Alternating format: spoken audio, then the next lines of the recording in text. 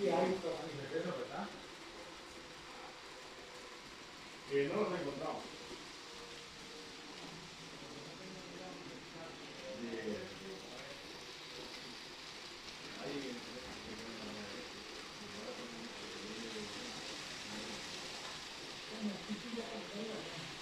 Sí.